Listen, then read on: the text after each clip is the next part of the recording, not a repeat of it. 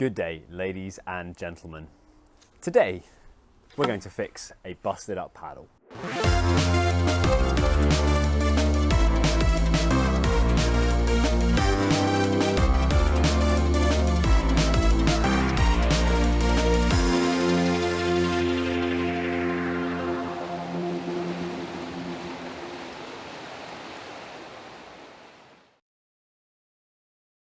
For those of you who've been following my channel for a little while, you'll know that recently I posted a video where I was on the Morriston and broke a paddle.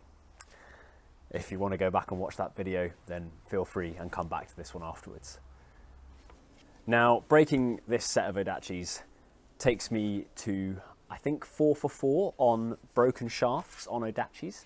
I've never broken a blade, which is supposedly the weak point that people have complained about, and I have seen other folks break them at this point here where the shaft meets the blade, but that's never happened to me, thankfully.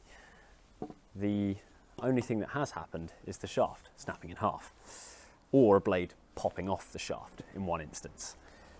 I've fixed Odachis myself, replacing a shaft, I think 3 of those 4 times, so I feel fairly confident doing it. But this video today is to help you see that it's possible for us to effect home repairs on gear and hopefully make it last a little bit longer. But I want to try something different. The issue that I've always had is with shafts snapping. Now this one snapped and I've already cleaned it up and made it a clean cut so that it will be easier to fix. I did film that and unfortunately, stupidly, deleted it. So you'll just have to imagine that. But it involved a junior hacksaw and chopping through this paddle shaft as straight as I could to keep it a nice clean cut. My intention with this one, unlike in previous times, is to both fix and hopefully strengthen the paddle shaft so that it never happens again. Previous times I've cut the shaft off entirely at the blade and inserted a smaller diameter paddle shaft into the socket. I don't want to do that again, because whilst it has been effective for a decent length of time in the instances that I've done it, they have eventually broken again.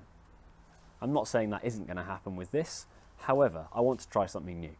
So what I'm going to do is take a carbon tube that is of the interior diameter, or rather the exterior diameter of the tube is the interior diameter of the current paddle shaft, and I want to run it the entire length of this paddle shaft and then seal the 2 pieces back together around that new tube. So effectively we are doubling the thickness of the interior diameter of the carbon in this shaft.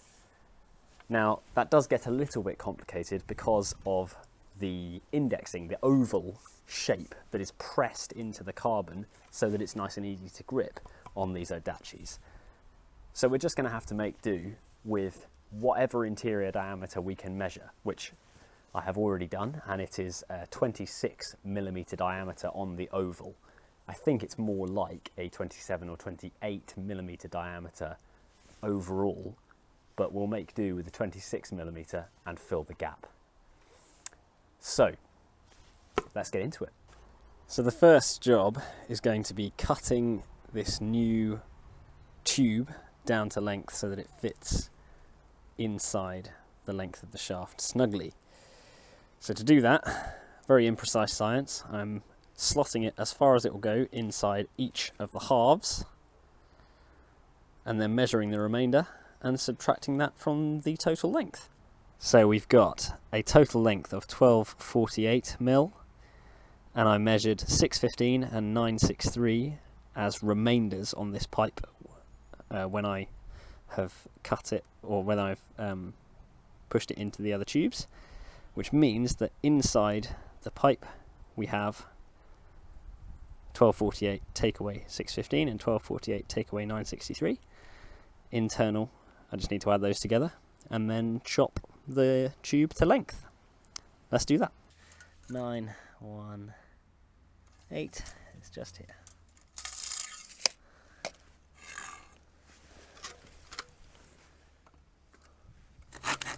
And that's going to make life a lot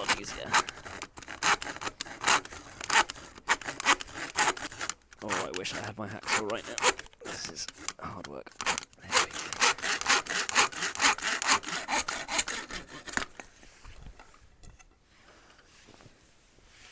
Spare tube. Lovely. The old adage, measure twice, cut once, is very important in this instance.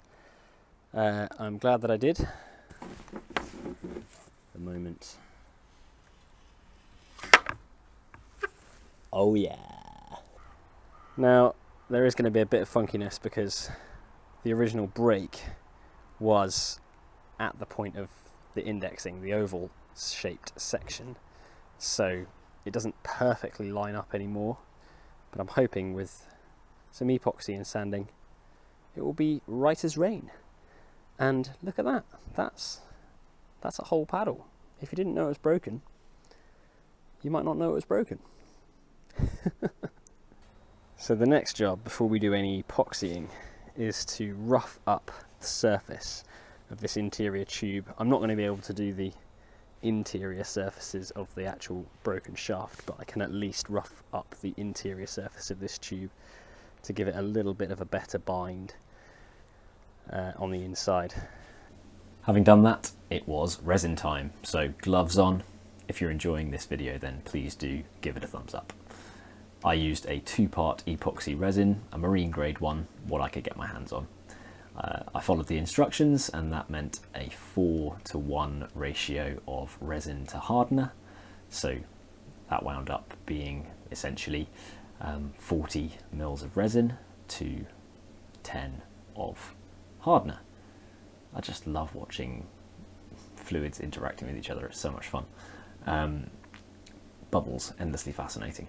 Anyway, if you're the kind of person like me that loves watching resin being mixed, then perhaps consider subscribing and ding that notification bell so that you see when I've got new videos coming out. I have a variety of stuff whitewater kayaking related, so if you enjoy that sort of thing, then yeah, get involved. Next, having mixed the resin, it was all about filling the interior of the two tubes, getting a good coating of resin throughout, and then using capillary action to fill it up. I also took the opportunity whilst I had the resin available to get my old wooden paddle, which had suffered some damage, and yeah, put a brush coating on some of the areas there as well as doing a brush coating over the join between the two halves of the Odachis as well. And as you can see, I taped that just to make sure that those misaligned or slightly misaligned edges would be as clean as they possibly could be. 2 days later, it having hardened and I had a bit of time, I then sanded back just enough to sort of key the surface, and then applied a second layer of resin just over that join to make it nice and smooth and clean, and hopefully this will provide a nice strong bond. So there we go. That is 2 sets of paddles fixed up at home for the cost of a carbon tube and 1 set of resin. Granted, if you needed to buy some tools, then a hacksaw, a tape measure and some sandpaper. However, pretty minimal cost compared with having a completely trashed paddle and buying a fully brand new one. So in my opinion, well worth the investment to make gear just last that little bit longer. Is this going to be as strong as a new paddle? Who knows? Probably not. I expect it will end up breaking eventually. Would I ever resell it? Absolutely not. Is it better than having no paddle at all? Definitely. So hopefully this video encourages and inspires you to just try to put that bit of extra life back into your equipment to get more life out of your equipment. It's not too hard to do. In future, I think probably I would, if this breaks again, buy some sheet carbon material and do a wrap on here rather than the tape I've done, which is just a bit ugly and probably not all that functionally strong by comparison with having a proper carbon weave over the top of this. So as and when this breaks again, my hope is that it will just break in the same place and I can perform a similar repair again, but maybe do a slightly better job. as you can see from this clip right here, I have been able to get out and use my jimmy sticks, my wooden paddle on the river already, and I'm hoping that in the very near future you are going to see some videos where I'm out using this one as well and seeing that these repairs have been effective. So if you've got an old paddle lying around in pieces and you're just not sure what to do with it, there are options, and there are options that are available to you that are not as expensive as buying a brand new paddle and are very achievable for an ordinary human being to achieve at home. Thank you so much for tuning in, and I will see you in the next one.